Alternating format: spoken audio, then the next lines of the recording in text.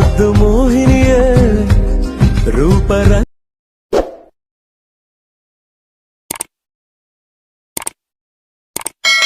ಮಾಡಿಕೊ ನೀನು